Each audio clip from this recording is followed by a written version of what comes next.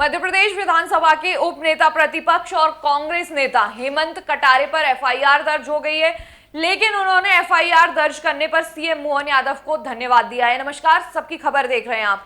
EOW ने हेमंत कटारे, उनकी पत्नी, भाई योगेश कटारे और बहू पर केस दर्ज किया है। इस पर हेमंत कटारे का बयान सामने आया है। क्या कुछ कहा है, आइए आपको सुनवाते हैं। मुझे अभी अभी ज्ञात हुआ है कि ईओडब्ल्यू द्वारा मुझ पर और मेरे परिवार के ऊपर एक झूठा एफआईआर पंजीबद्ध किया गया है। मैं इसके लिए पहले तो विशेष रूप से बिल्कुल दिल से आभारी हूं माननीय मुख्यमंत्री जी का, डॉक्टर मोहन यादव जी का, जिन्होंने ईओडब्ल्यू पर दबाव डाल करके अपना एक ब्लैकमेलिंग का ईओडब्ल्यू को टूल बना रखा है और इस प्रकार के झूठे अपराध पंजीबद्ध करवाते हैं विपक्ष की आवाज को दबाने के लिए। क्योंकि नए साल पे आपने ये मेरे को बिल्कुल नया उपहार दिया, और ऐसे ही जब मैं पहले विधायक बना था तब भी मेरे ऊपर 6 अपराध झूठे पंजीबद्ध हुए थे और बाद में एक एक करके न्यायालय ने उन सभी अपराधों को निरस्त भी कर दिया था, आरोपों को।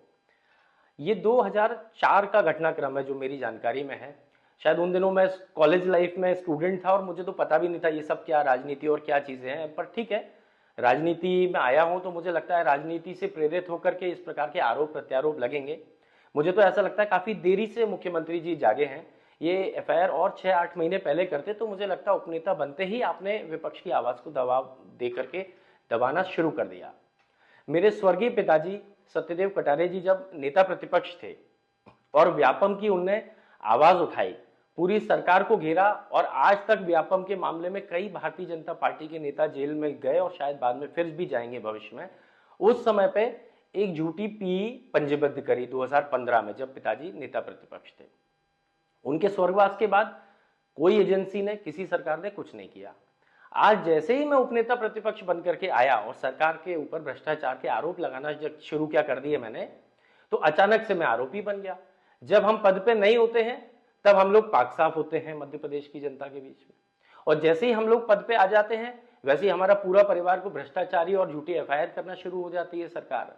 तो ये कैसी राजनीति है? मैं तो पूछना चाहता हूं प्रदेश की जनता से और मीडिया के माध्यम से मैं पूछना चाहता हूं कि आप खुद सोचिए, क्या ये उचित है कि मेरी विधवा मां आज 70 साल की उम्र में उनके ऊपर एक भ्रष्टाचार का आरोप लगा दिया? कितना नैतिक है?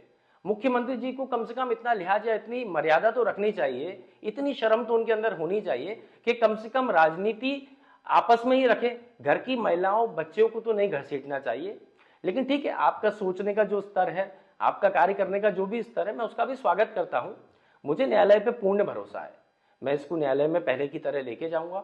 न्यायालय पुनः इन आरोपों को झूठा सिद्ध करेगी, क्योंकि 2004 का प्रकरण, 21 साल पुरानी घटना को आज आप 21 साल बाद क्यों उठा रहे हैं?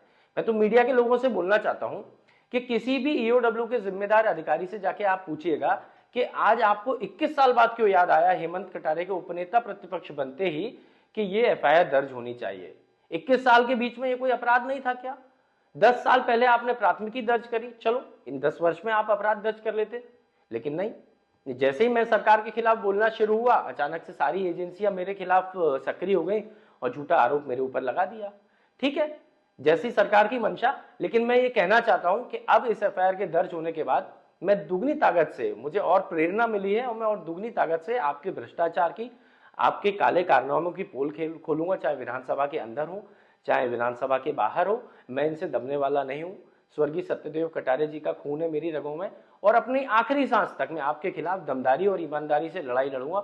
मुख्यमंत्री जी को पुनः धन्यवाद, पूरी भारतीय जनता पार्टी को पुनः धन्यवाद, और आशा करूंगा कि ऐसी कई और झूठी एफआईआर आप मेरे ऊपर दर्ज करते रहेंगे। बहुत बहुत धन्यवाद। अभी आपने सुना हेमंत कटारे को, उन्होंने बताया कि ईओडब्ल्यू ने किस तरीके से उन पर एफआईआर दर्ज की है, किस तरीके से उन पर कार्रवाई शुरू हो गई है। ऐसी ही तमाम खबरों को जानने के लिए जुड़े रहिए चैनल सबकी खबर के साथ।